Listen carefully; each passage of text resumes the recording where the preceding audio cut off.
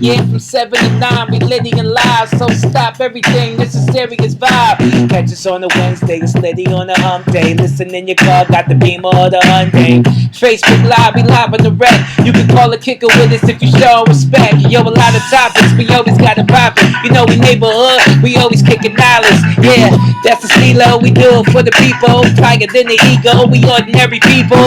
We be kicking it, cause you know we living it. Come and catch a vibe, it's a vibe, come and witness it. We down for each other, no matter the weather. It's the beat 139, cause Harlem stick together. What's up? What up? What up, what up, what up? Holler. Welcome to the Beat 139. I'm Doc. I'm Don Vito. How y'all feeling? And I'm Javon, a.k.a. Bubbles, bitch. Holler. All right, so before we start the show, I want to say something real quick. You know, the Beat 139, we just wanted to let our audience know before we start any of our shows, the views and opinions of our guests are not ours. The views and opinions of our guests are not ours. You know, and we're going to start doing that every time before we start the show. This way later on, you know, some people have one opinion, some people have issues, some people have, you know, things that they feel funny about or whatever. And to eliminate all that, we just letting y'all know the views and opinions of our guests are not ours. That's so right. To continue on, Doc, go ahead, do your thing, bro. Yeah, first and foremost, we supposed to have Oz from Don Diva come on the show. He's not going to make it tonight because Kevin Childs, who Oz was basically speaking for, like, I guess the situation, wherever that was on hand. I spoke to Kevin personally, and he told me that he wanted to tell his own story, so Oz would not be up here. Kev said in a later date, he'd come up here and do an interview, not so much just talking about that situation, just an interview itself. He want to come up here and enjoy his time with the Beat 139. So they won't be making it tonight because of those reasons, so the people who watching, but we also going to have a good show coming up. Absolutely. But also I want to say this, right? I got word, and I want everybody to know this, right? It's about working together. Samuel supposed to did an interview with Info Minds. And the Arab dude, reason why I'm saying this because it's two people work with them. So not Timbo, the Arab guy is mad and basically was saying he don't want the interview now because Samuel came on this platform first. Wow. And that's the problem with people. What difference it make? Tell your story. Tell your story. What difference it make who comes first? You do an interview, and I respect Samuel and them because they want to come to Harlem. They want to come home and do it with Harlem-based podcast, and they kept it 100. They kept their word. You know what I mean? Right now, Info Minds is been around longer than us. So Samuel and Bob made a decision to come to the Beat 139 first. So basically, they kept their word. So all you up-and-coming artists and anybody, not just up-and-coming artists, people in general, keep your word. You're a man, be a man of your word, a woman of your word. Your word is bond. And you know, it's definitely always good to come home and tell your story. You know, Facts. do the interview. And I'm sorry, guys. I have to take this moment for Pop Smoke. We lost another young brother in the music industry over some hatred, over some BS. So, Vito, Doc, if we can have a moment of silence for Pop Smoke, and the bullshit of his life ending early. May you rest in peace. May whoever else that was victimized that night also rest in peace. Also, me and V, before we get into the moment for silence for Pop, man, Vito knows someone personally, Alex. He's a picture man, been around Alex many the photographer years in Harlem. Many years for Harlem. He's supposed to came on the show and might not know him, but you saw him somewhere. You saw him somewhere. He's everywhere. He passed away. Yeah. And he's supposed to came on the show. He's going to give a tremendous story, the history of Harlem. He has every picture from Life's too Bumpy short, man. Johnson up until the guys today. He's been doing pictures for over 40, 50, about 50 God years. bless Alex. And also, I wasn't being that we doing that. A friend of mine passed away, and he has a funeral tomorrow, and his name is Tyrone Perry. And he died also, from untimely death. And I just want to, have a moment of silence for Tyrone Perry also. So without further ado, let's have the moment of silence for all three of the men.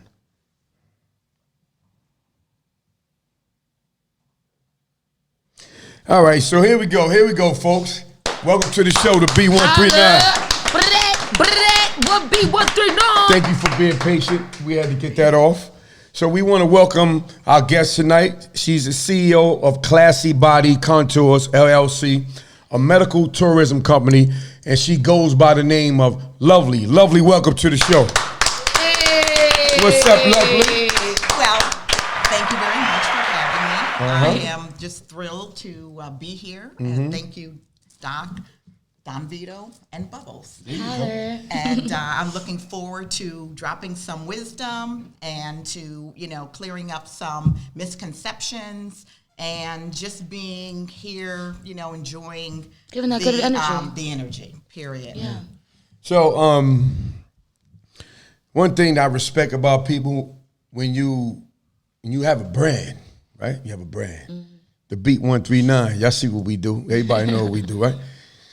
If a guy calls himself Money Mike, he's supposed to have money, right?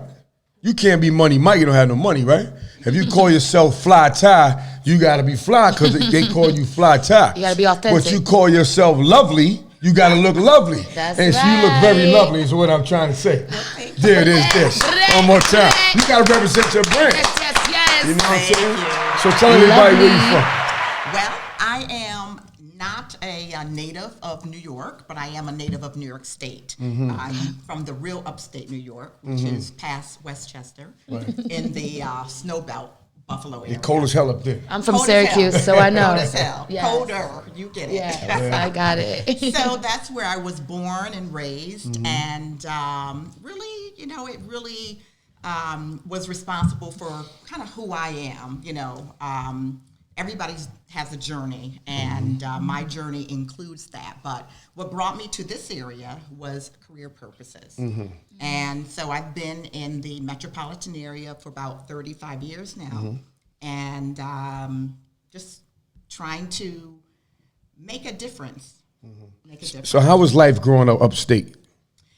Well, actually, it was quite interesting. I was brought up in a predominantly Caucasian or white area, where, the only diversity was the local college. And it did, whenever there was any type of happenings or any, musical talent came through, my mother did do a good job of trying to keep us connected, and so I was able to kind of enjoy nature and to appreciate, what God created, if you will, while coming into my own. And then, moving past high school, moving into a city, I kind of, got into some things, and particularly that was my introduction, really professionally, into the healthcare sector. All right, so you're a single mother of three young women.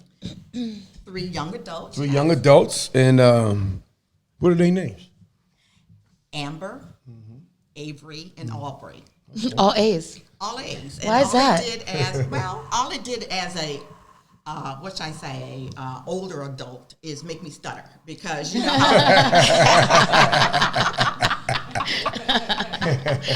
because you know how that goes. Your mom always wants to call you somebody else. So they're like, They close to me. Actually, there's 4 years between the first and second, and then 3 years between the middle and the youngest. And I also am a proud grandmother of What? one. 8 months You're the prettiest old, grandmother and I guess ever what? seen. The grandbaby's named Amaya, another A. So we can't get away from these A's. Yeah. So it's I thank God that I have my family and that everybody's healthy and well. So where did your okay, so you have the body contours business. What started you doing this business in the first place? Because I know you had a background in the corporate healthcare professional, right? Yes. So can you tell me a little bit more about that and how it kind of veered to what you do now? Sure. So for the longest, I've been in healthcare, working in corporate America, wearing multiple hats, anywhere from in leadership to implementing systems to being a trainer, an educator to, of late, a business analyst, which basically is the person who kind of acts between IT and the business unit. So and kind of like a trying to bridge. solve. Yes, it's the bridge and trying to solve for gaps. Okay. Ultimate goal is to really make sure that the process is very smooth and that they are generating income. And so with that, there comes a lot of patience and understanding the process. Right. And given that I have worked in that sector and wore multiple hats, it's inevitable that I had to deal with patience.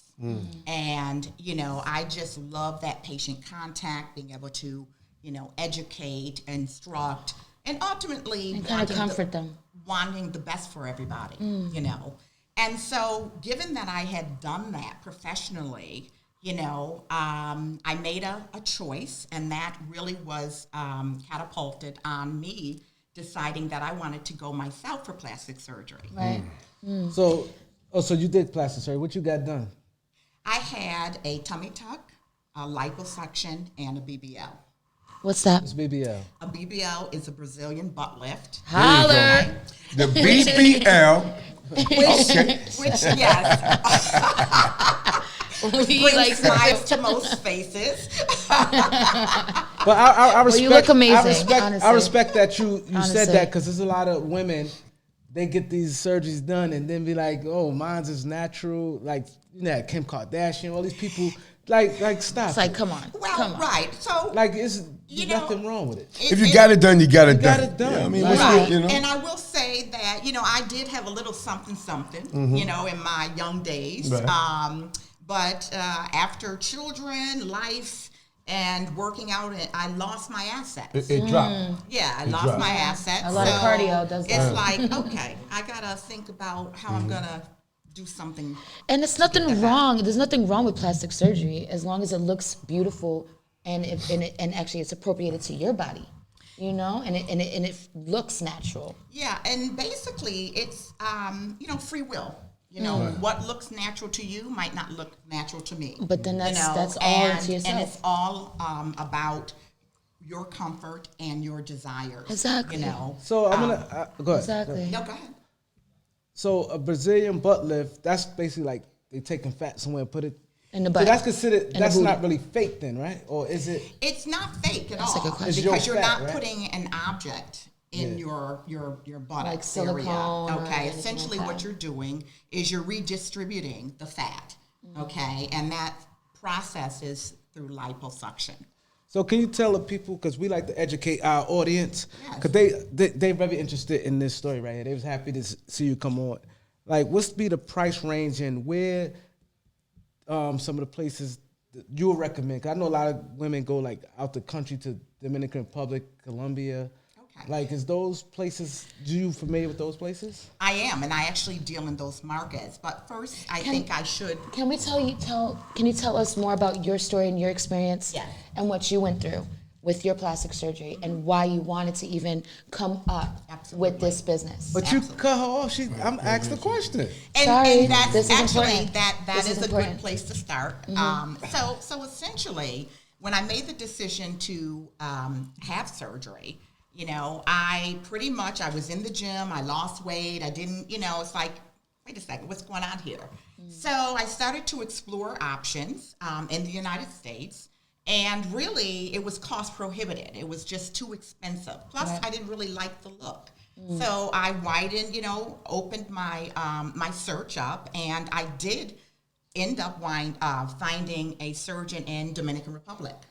Okay, and once I found the surgeon, I went through the vetting process, Right. which is, again, there's steps to this, and you don't want to skip it because that's when fatalities happen and Right. shortcomings, etc.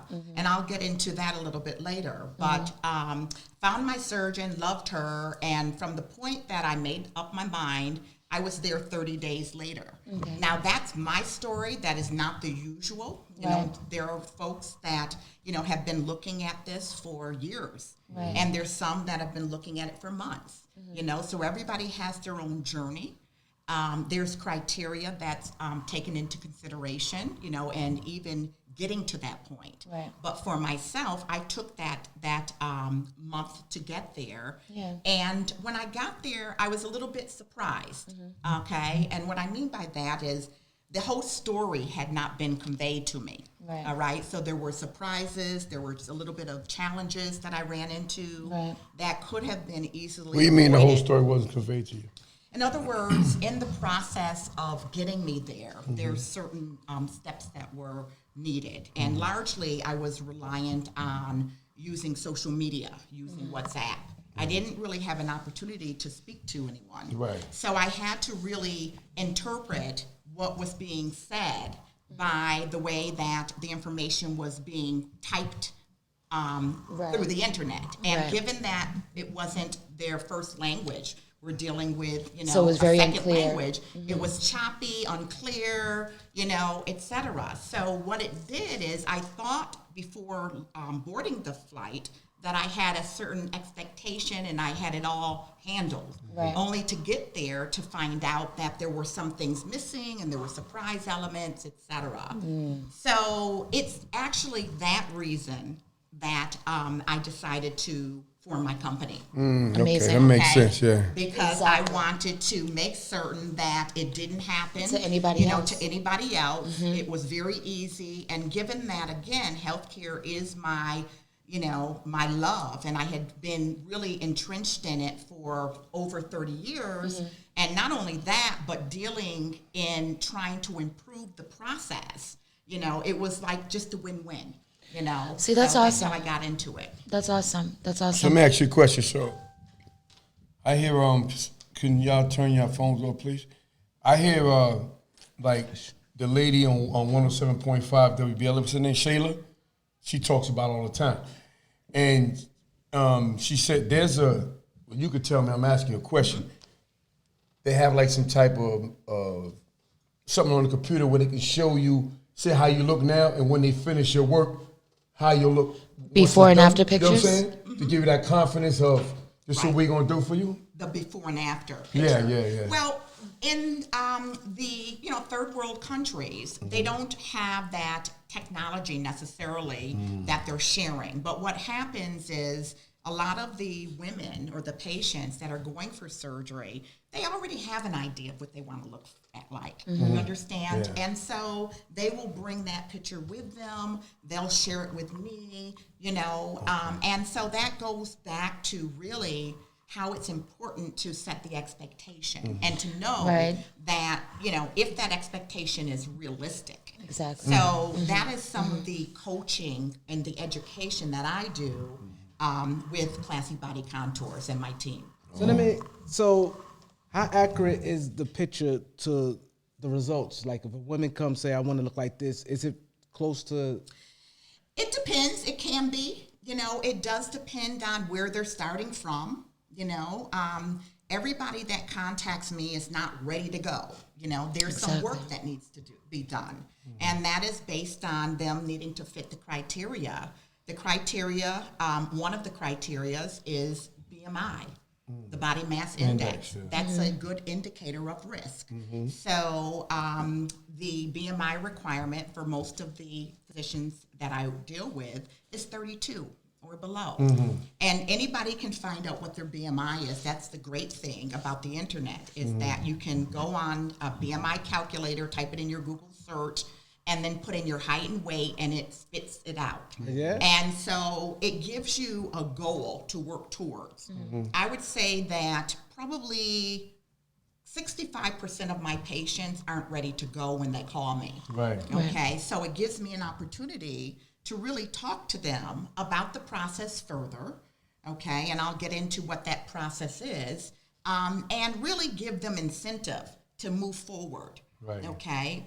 In some cases, I might even have to introduce another specialty because I don't only deal in plastic surgery, but I also deal in bariatric surgery. okay, and also, cosmetic dentistry as well. That's why important. your teeth look like that? Kind of, sort of. So what if a woman is 34 or 38? They have to lose certain amount of weight? Yeah, so what I do as a part of the process, and let me just say, there's several ways that persons actually connect with me. One is through social media and opportunities like this, and then other is word of mouth. And so normally when patients call me, they're either, I shouldn't say patients, prospective patients, okay?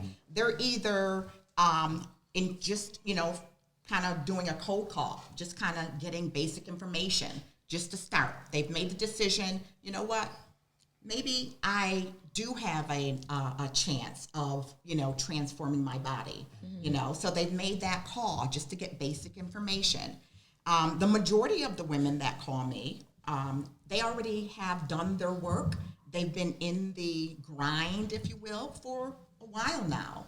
And so they might very well have already pre-selected the surgeons that they are looking to do business with or to have them transform. So they did their research a little bit. Exactly. But either way, when persons call me, I, kind of walk them through the process, which includes them completing a wellness questionnaire.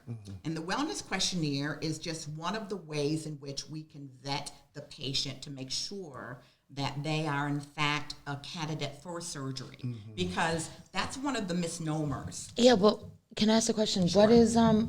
What is a person that's not a candidate for surgery? Yes, a person that would not be a candidate would be a diabetic, for instance, or someone that's had some cardiac issues, problems with their heart. Okay. Or even if they've had sickle cell anemia, whether it's a trait or a carrier. So Wow. yes.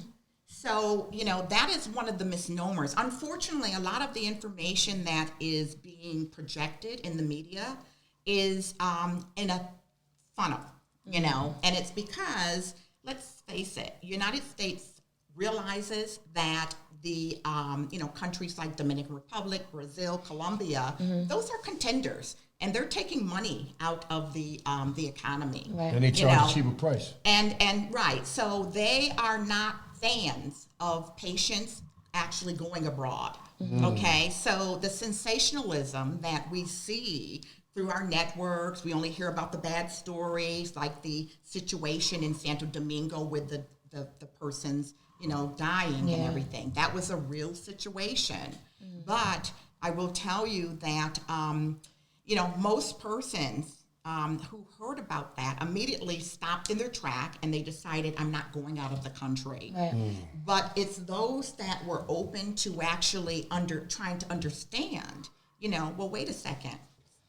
Dominican Republic is a large country, first off, and it doesn't comprise of just one area. Right.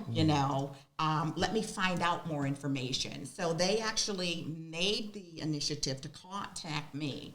And then I explained it that, Santo Domingo, where the surgeon is about 2 hours away from where Punta Cana, the tourist area, was. And the other thing is that the lifestyle is much different. In other words, those were vacationers, whereas patients that are coming into Santo Domingo for surgery are patients. It's a very controlled environment. Right. You're being picked up at the airport. Okay, you're being shuttled around from point A to B. You're not walking about the neighborhoods. You're not drinking. And I'm making those references because that is exactly what the situation was in Punta Cana. But again, ignorance is bliss. Right. And so that's why my platform is really to educate, to facilitate, and then to act as a patient advocate. I always want to know this, like the shape when women have that box shape. What is that, implant or that's body transfer also? Like it's like everybody had that same type of shape. It's like, you know what I'm saying? Box? It's like, you know what I'm talking about, right? She understand what I'm saying. It's like a box, like two. So you trying to say is it implant or is it butt shots? Or just fat transfer. Because there's a difference.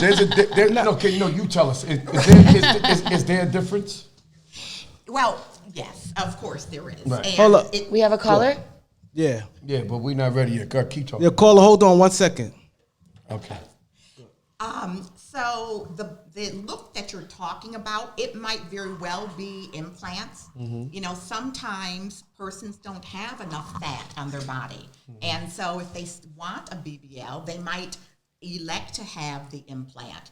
And now the unsavoriness of it, the unnatural look, I would say is the result of a bad surgeon, okay? Because whether you have implants or have a fat transfer, you should really like the results.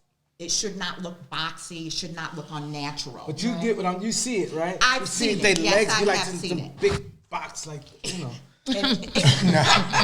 Now, what he talking about? The ones you can see black or shit, her butt fake. What I think what he's talking, Hold on, caller. what he talking about, you know, like a girl have a big butt and her legs would be like that.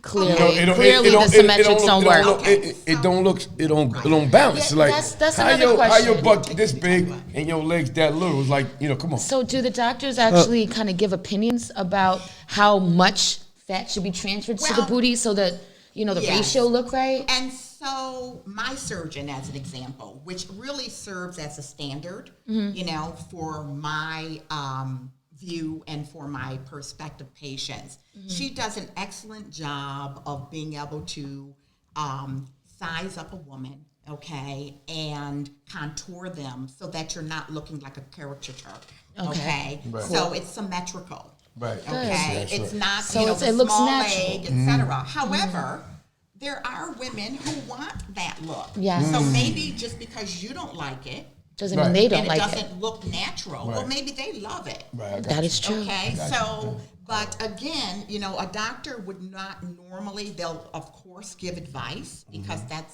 they're the experts. But it is, you know, that look sometimes is the result of a request. And as long as there's not going to, you know, be a medical hazard or risk, then the doctor will do it. So let's Caller, take, I'm going you to take got a the caller. then? Caller, Sure. caller, you want to speak to Lovely? Hi. Hi. Hi. I was just wondering, hypothetically, say if maybe I had a surgery before and just my results is not what I'm looking for, would you recommend that I go for a second surgery, or what's your expertise on it? Could you repeat your question? I'm sorry. Okay. So I was just wondering, so I just don't like my surgery that I've had. So I'm just wondering, do you suggest that I go for another surgery, or do you think that maybe I should see somebody else? You can get a second opinion. Well, I think that second opinions are always good. I mean, you can't go wrong. It's an opinion. And that is your right, you know. So you should never move into anything, and particularly surgery, where there is an uncomfortableness, you know. So it's very important.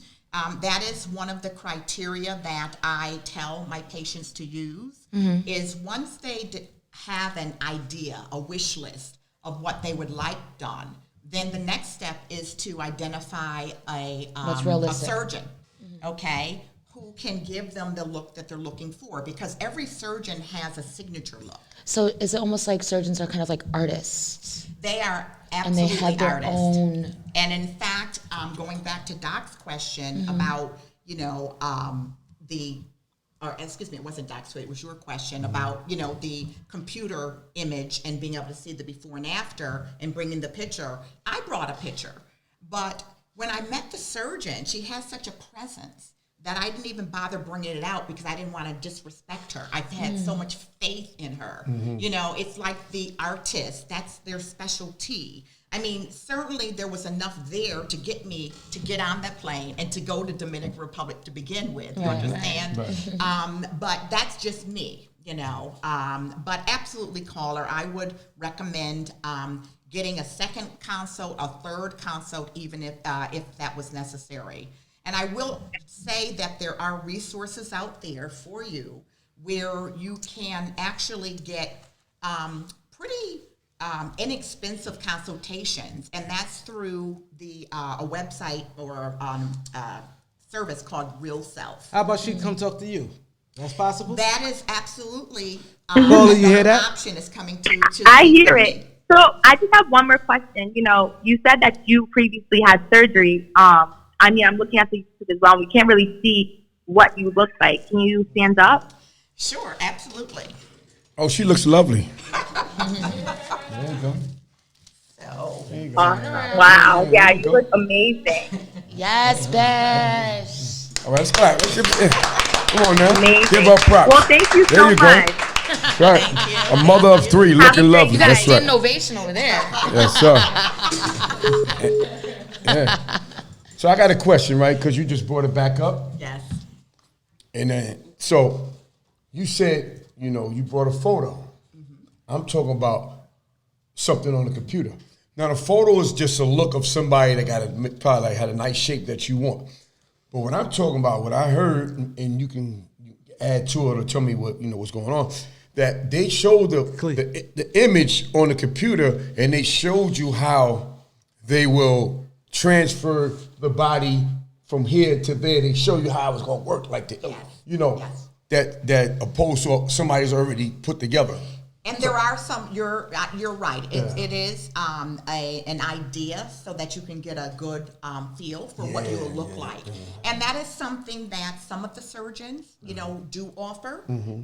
It is once they get there, you know, to Dominican Republic, to Colombia, they'll have that opportunity to really kind of tell them that, you know, and show them, you know, the assimilation, and that will work for that person who had the skinny legs with the big butt, okay, then they might, you know, try to change their mind, you know, and show them how perhaps with a little less of a behind, you know, it might look a little bit natural, more natural. But again, everybody's natural is their own It's their own perception. So how long have you owned Classy Body Couture? I have been in business for about 3 years now.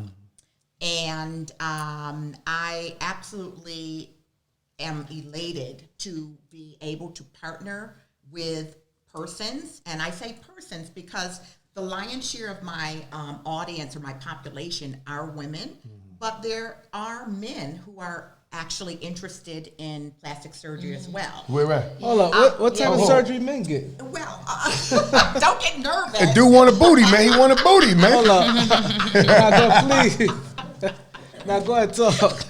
Nah, she gonna ask a good question. It's a good question. Yeah, we were talking a little bit about this off air, lovely. So anyway, there, you know, men will tend to get, you know, work done on their male boobs. Their pecs. Yeah? Yes. You know, some dudes stuff. They get implants on the Yeah, pecs. They get it's implants called- in the stomach. No, I know it's flabby, but I didn't know they. It's called gynecomastia, and it is something that, you know, some men have. And they will work on that, and that is one of the things. They'll also get maybe Botox, but a new trend is actually getting lipo, For the ass. high definition lipo, which gives you the six pack. Yeah. So if you It looks can't get to natural? the sheet, it looks very natural. Wow. I never heard So that. look, I can talk about that real quick, right? Hold on. Okay. Cause I know somebody, but I ain't gonna put their name out there. And right? it looks natural? I'm gonna tell you about it. Listen, I can put the name out there, right?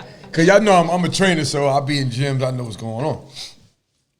You know, somebody. I gotta say this the right way. So somebody, you know, I know, you know, they was all right. You know, they had like a 2-pack. It was kind of all right, but like maybe 6 months or something like that. That box is like boom, boom, boom, boom. I said, damn, I work out around this dude all the time. How you get like that? Now hold up. Now that's not the kicker. Let me tell you what the kicker is. How you get like that and you eat like me, champ? You eating everything.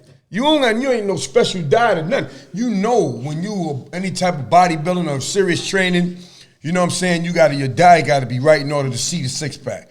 You know what I'm saying? But you eating McDonald's, you eating honey buns, you just getting in. But your joint always looking like boom, boom, boom. And every time they take a picture, they doing this. So tell us about So that. let, What's well, the let procedure? me just say, okay, That's crazy. that can be a shocker, particularly for a trainer who's in the gym doing the work.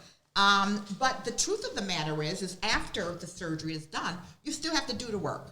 Okay, I went to had surgery about 7 years ago, and you have to maintain it.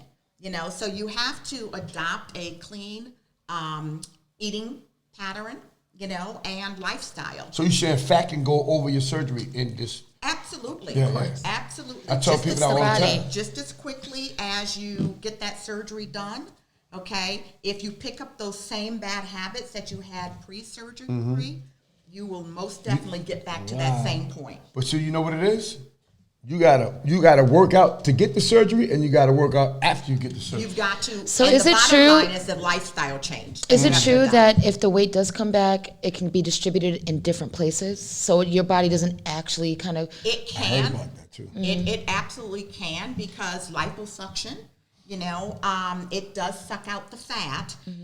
And if you regain that weight, it doesn't necessarily go into those areas. It will be redistributed elsewhere.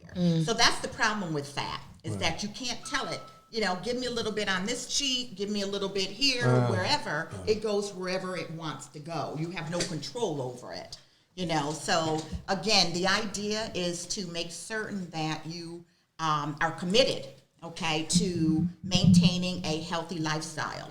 So you said you had tummy tuck. A tummy tuck and liposuction it's totally two different things, I'm sure. Two different procedures. A tummy tuck is something that requires cutting, okay? And candidates for tummy tuck might be a woman who's had children, okay? Or a woman who has lost a lot of weight. Maybe they've gone down the route where it's a two-phased approach, because I did say that not everybody, 65% of the people who call me aren't ready to go for surgery. They have to do something. There's a percentage of them that might need to lose 6 pounds. There's a percentage that might need to lose 80 pounds.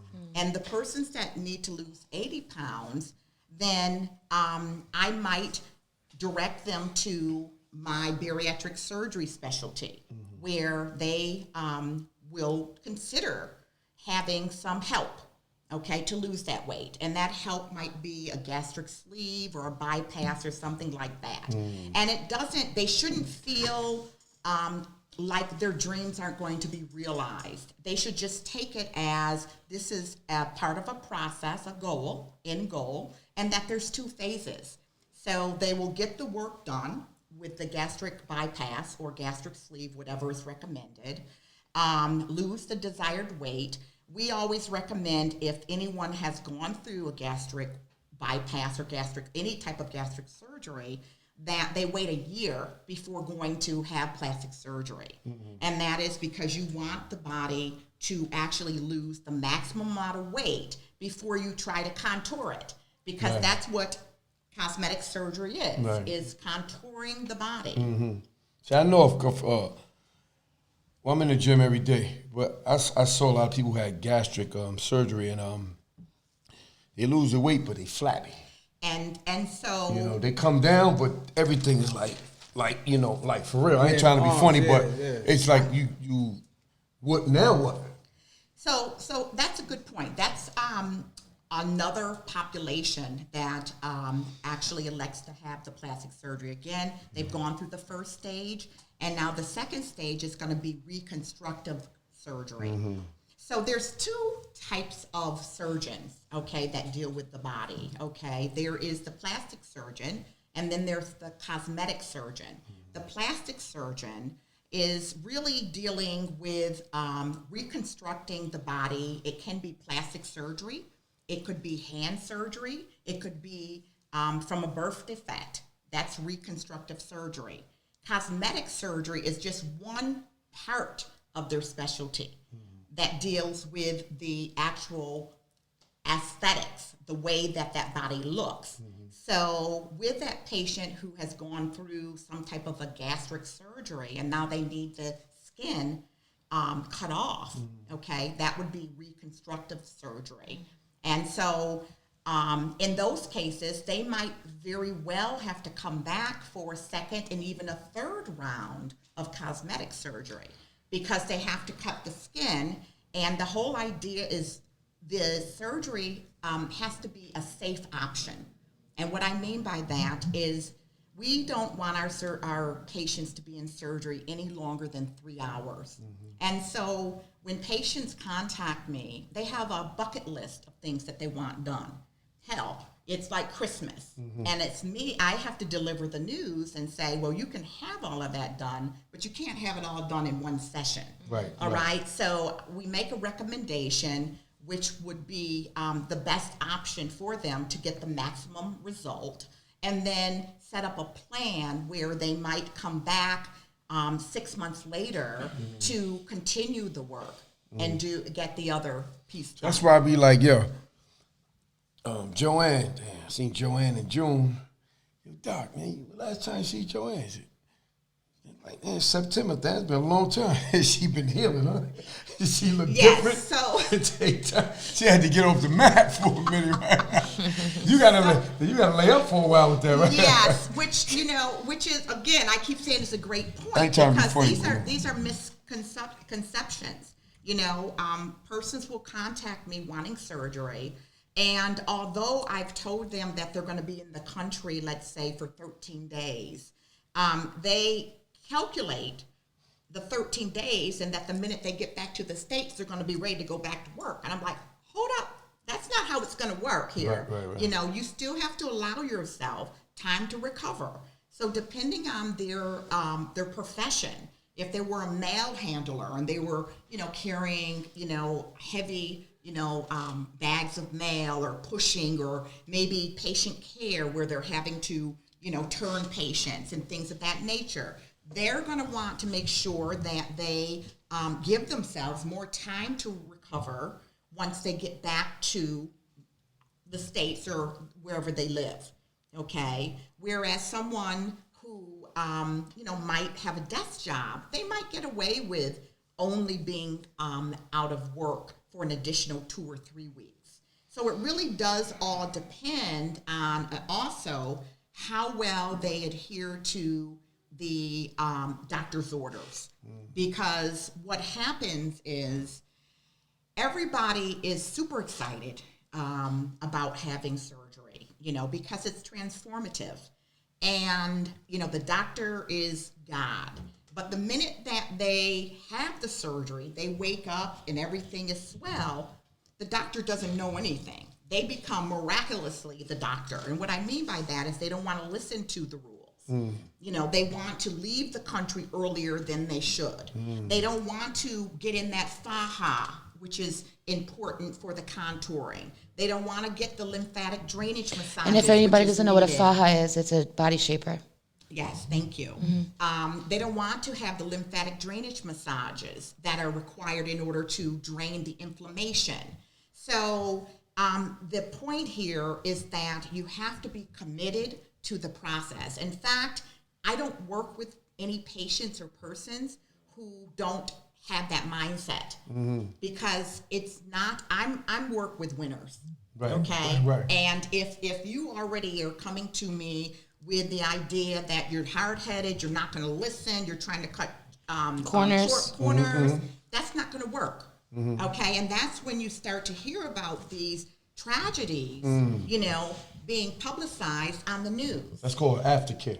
That's considered aftercare, exactly. So how long your recommendation? How long do you think a woman before they go back to work should be? Again, it really depends on what their Say that if they get a transfer, the basic, what you said, the so if lipo they have, with the It's right. So if they BBL. have let's say they have the lipo and the BBL, and let's say they had a desk job, then they might come back maybe 2 weeks after they get home. They would have to stay in the country for about 11 days. No, just say if they got it in the country. It don't have to always be people who went. Well, and I say this because the majority of my patients, I am a medical tourist company. Okay, so the majority of my patients have elected to go abroad for surgery. And the reason that people choose to go abroad for surgery is because the first thing, They like what they see. Okay. Secondly, the cost of surgery.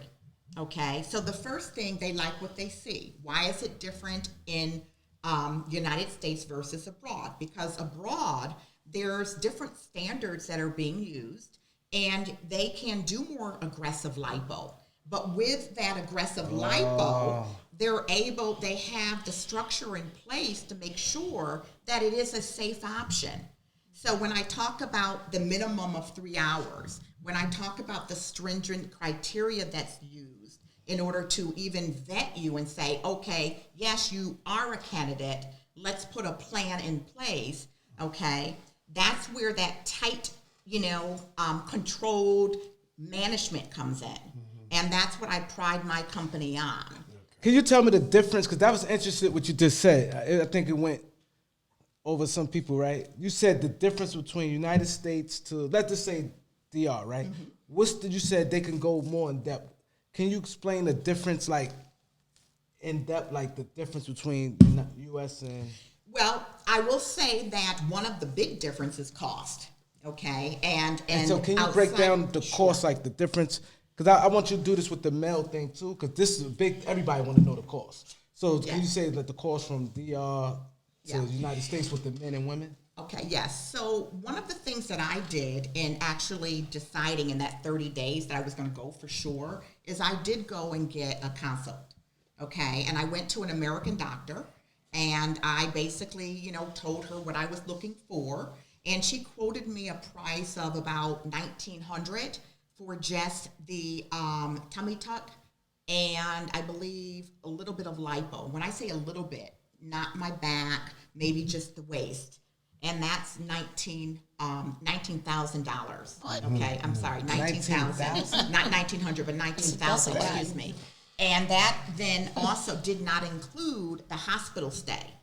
Okay. Yeah, because that's a different charge, and right? that's a different charge. That's a facility charge. Okay. Now, what I paid was roughly about $5,600. Wow. And I got more than I could have gotten and afforded in the United States. With the same quality, though. With the same quality of work. Yeah, because I know a couple girls who went abroad, right? They calculated the U.S. price. They calculated, since they DR price, the travel, and they saying, look, I can travel, go on vacation for 2 weeks. This is what they told me. I can go on vacation for 2 weeks, hotel accommodations, all that, get my body done, stay there with the healing process and all that, and come back and still pay less than what I paid staying there. So that, yes. So that is a fact. So you can definitely plan to save upwards of 40 to 80% less than the cost in the United States. And people think that cost is related to quality. It is not.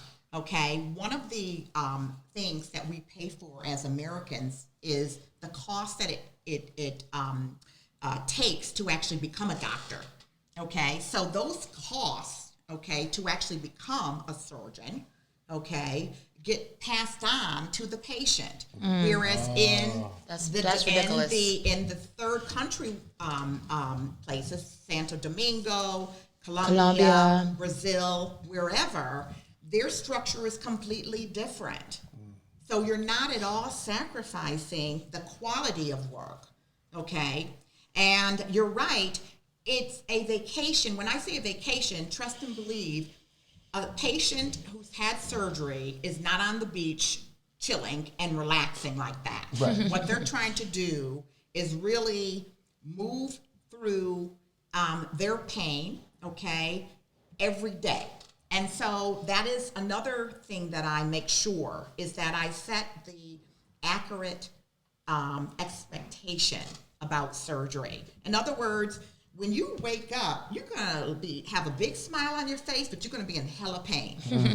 Okay, that is a fact. Yeah. Okay, and as your day goes by, okay, it should become less and less pain. Another misconception is that the recovery house, and let's talk about that. Okay, we talked about the cost being less, but most of the packages that are offered include transportation, they include a recovery house. A recovery house, for all everybody that might not know, it is where the patient actually gets better. Okay, it's where there's medical staff, and the goal is to get the patient healthy enough so that they can get back on that plane, okay, with no issue, and then continue to recover for that period of time before going back to work or wherever. So the cost does include the recovery house, okay, the meals, the transportation to and from the airport, the transportation to and from the doctor's office for your follow-up visits, the basic meds that are required, okay, and your first low compression garment. So I talked about the direct cost being like $5,600, but you are responsible for what we call aftercare, and we kind of touched on that. That would be those IVs you need right after surgery.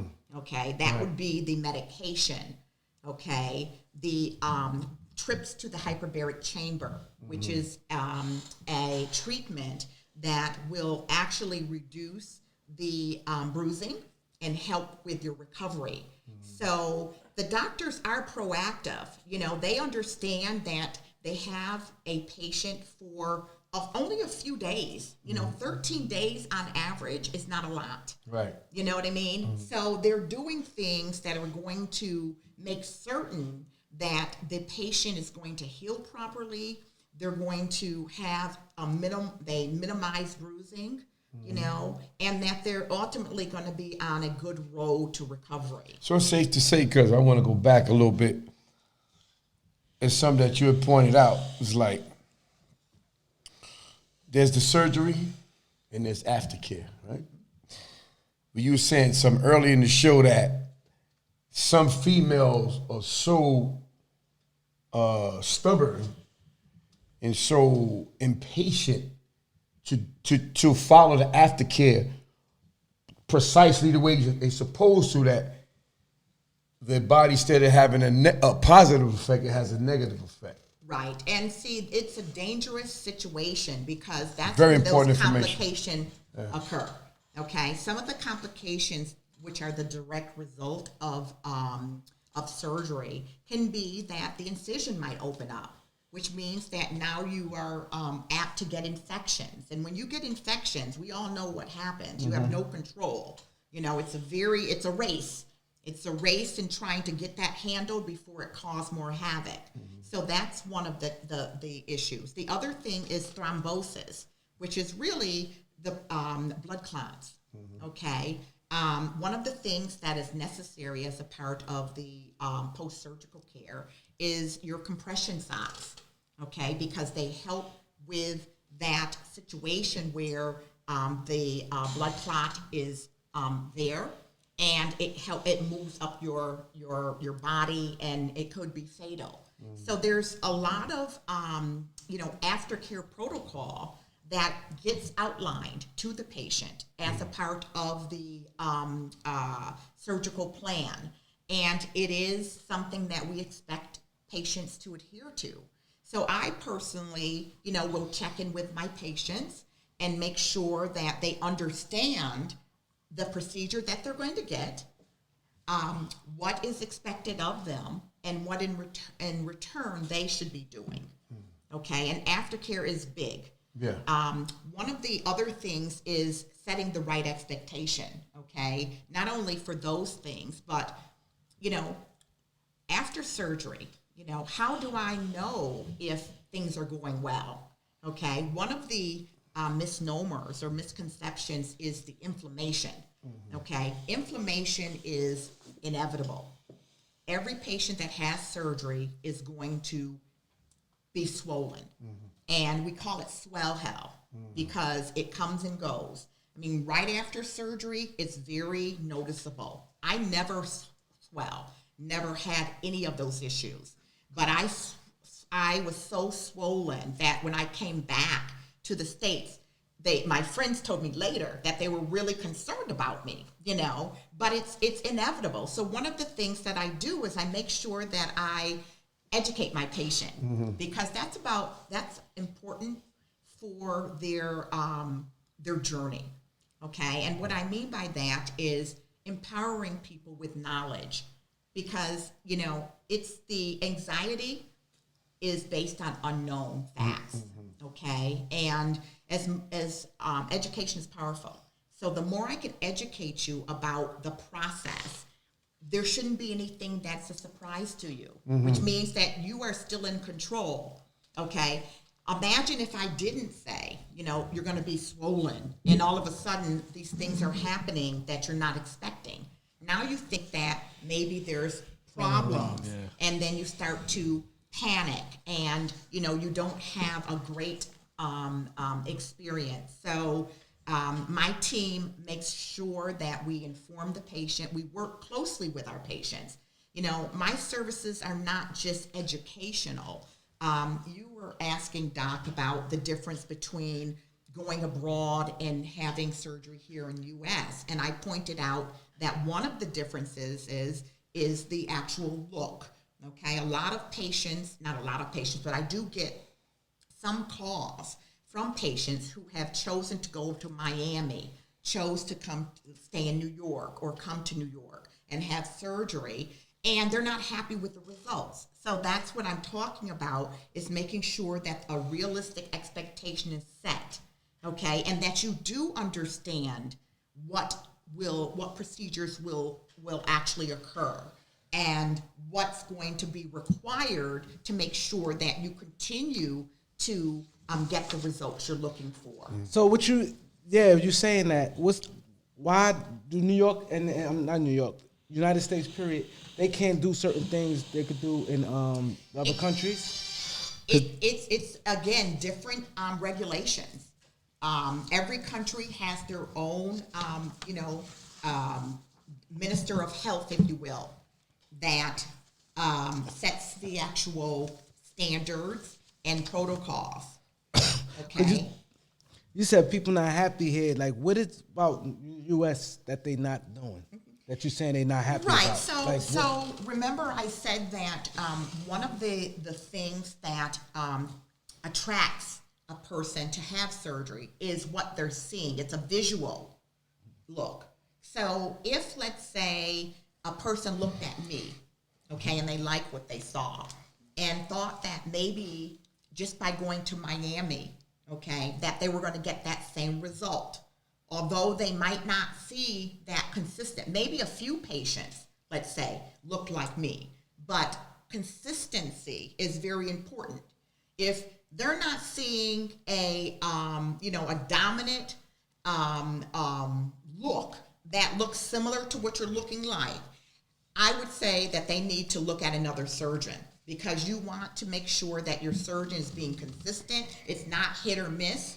And so that in a lot of cases, what the patient thought they were going to get is not what happens. And so then they come back and contact me, now wanting to actually come through my service and go to one of my surgeons to have the work. Now, here they have to spend more money. They have to wait until they recover from the first round of surgery, and it's a big setback. So let me ask you a question.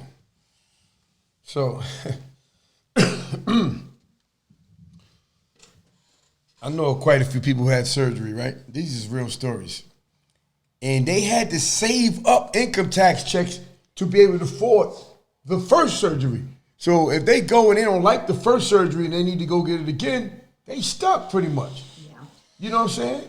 Everybody don't got $19,000 to be spending on no surgery, and then you got to go back again and spend another $19,000 because this person messed it up. And well, that's the thing. We are actually in tax season, and that's I use it with quotes because anyone who's considering surgery really is waiting for tax season.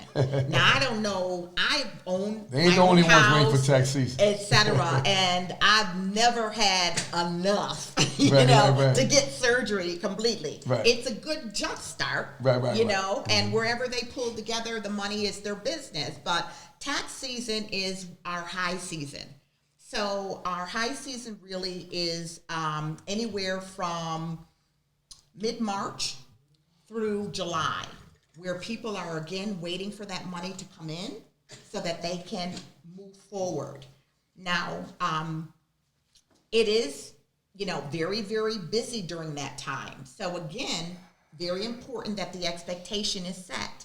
It's not for everybody. If you don't like, a lot of, what should I say, traffic, so to speak, and you would want more of a mellow experience, then I will always recommend that the person go and have surgery after the high season.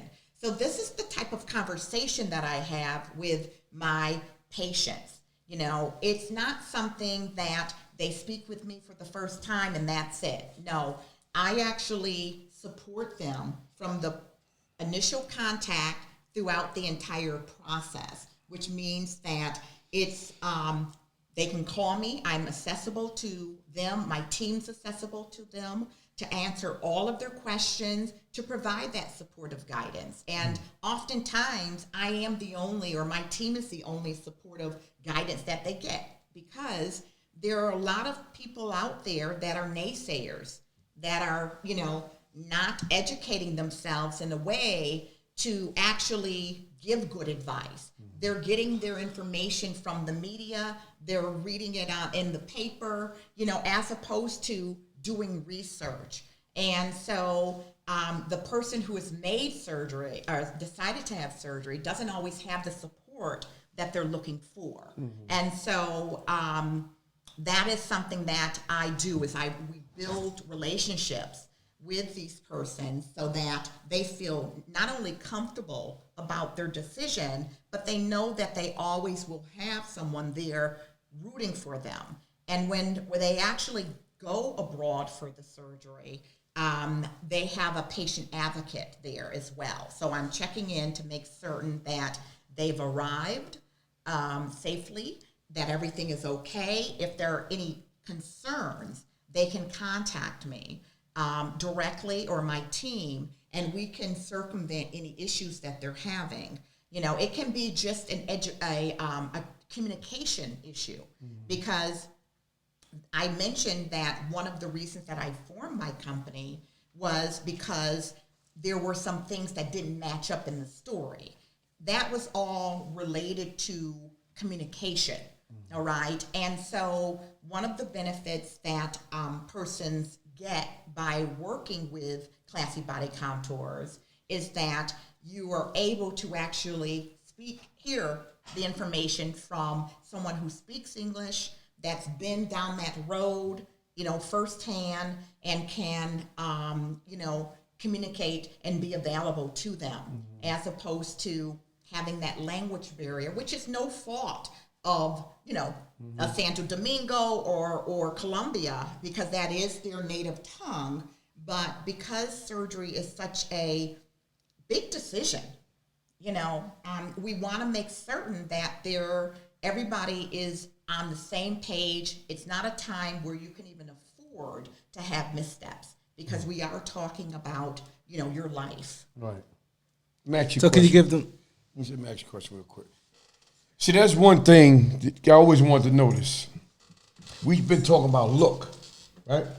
But we haven't been talking about touch, right? So when I talk about touch, some women, if you touch them, it feel like the table. Look nice, but it feel like, damn, what the hell going on, And then some women, you touch them, it feel natural. So I will say that actually, what you're noticing is probably a breakdown in their aftercare. The lymphatic drainage massages that I mentioned, not only is it useful or it's needed for the release of the fluid in your body, but it also is needed to just like flour. I don't know if you bake or whatever, but you could probably understand the concept. If you have flour and water, there's going to be lumps in it. And so the lymphatic drainage massage person, the masseuse, will actually feel those lumps in those hard places and knead them, okay? And that's how you wind up getting it smooth, okay? And having it look natural. What about the natural feel? Is what I'm saying. That's what I'm saying. Okay. What you're feeling, that's that hardness, Right. is the lack of the lymphatic drainage massage. Oh, okay. That is required. Right. Minimally, 10 is normally the norm. Right. Okay, that you would want to have at least 10 lymphatic drainage massages. So this is all a part of the budgeting. As I mentioned, you could pay $5,600 for surgery. You still are responsible for the aftercare. So tack on another $1,700. So we're up to, quick math, $7,300. Okay, and then you want to make sure that you do plan for the lymphatic drainage massages as well, which are can be a hefty cost. Normally, you can do some research, which I recommend before having surgery. You'll want to get your services, identify persons who could actually provide this aftercare once you get back to the States, okay, for instance. And if you have a hard time identifying a lymphatic drainage massage person, you can always contact your local plastic surgeon and ask who they, recommend. You wouldn't necessarily want to tell them you're going to have surgery abroad because you might not want to depend on what they're going to tell you. But you can be creative in getting that information, and so forth. So can you give people your social media links? Absolutely. And your contacts? Absolutely. I have Classy Body Contours is my website where you can look at before and after pictures. You can, understand my mission statement and find out a little bit about my story. Again, I deal in the markets of plastic surgery, bariatric surgery, and cosmetic dentistry for veneers. And that's just right now. I am in the process of expanding not only from a specialty standpoint, but also from a country, okay, where I want to be global by 2021. So it is something that, again, if you're even thinking about surgery, just that thought, just know that there's life outside of the U.S. And I will also, if I can, just take just a couple of minutes. Although I deal with the surgery abroad, I also deal and help persons who choose to not go abroad, okay? Because there might be issues. Maybe they just can't see themselves getting on a plane, okay? Or there's some legal issue why they can't leave the country, okay? I have acted as a consultant where I will go to help them secure a surgeon here in the United States and act as their advocate and their surgical consultant to just make sure that everything is going the way that they would like, so they all get the optimal result. Well, that's good information. That's good to know. We want y'all to this was a very, very good good information today on this interview. We want y'all to follow her. What's your links one more time? Yes, classybodycontours.com is my website. On IG, I have Classy Body Contours. I also have a page, Dominican Lovely NY. And on Facebook, I'm Classy Body Contours and Lovely Dominican. Hit that like button. Let this interview grow. When you hit the like button, it grows. Can you tell them what podcast you on? I am on The Beat 139. There it is. Dominican Lovely, thanks for coming to the show. You got the claps? Sierra. Yo, it's Harlem on the rise. Yo, we let it get I the didn't money. get through half of what I wanted to Podcast, say. Nah, but you can say some more. We gotta post it. 79 millennial lives, so stop everything. This is serious vibe. Catch us on a Wednesday, steady on a hump day. Listen in your car, got the Beamer or the Hyundai. Facebook Live, we live on the rec. You can call a kicker with us if you show respect. Yo, a lot of topics, we always got it poppin'. You know we neighborhood, we always kicking knowledge. Yeah, that's the stilo, we do it for the people. Tiger than the ego, we ordinary people. We be kicking it, cause you know we living it. Come and catch a vibe, it's a vibe, come and witness it. We down for each other no matter the weather. It's the beat 139, cause Harlem stick together, what's up?